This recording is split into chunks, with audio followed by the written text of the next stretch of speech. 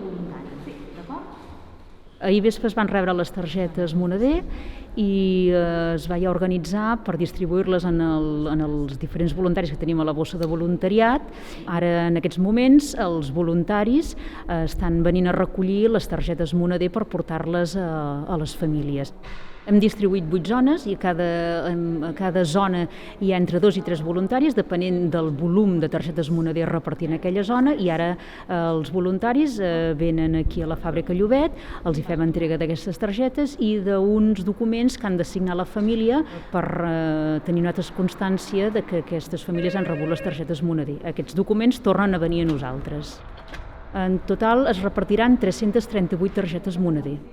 Sobretot no la llencis perquè si el confinament durés més dies, doncs segurament es recarregarien. ¿Vale?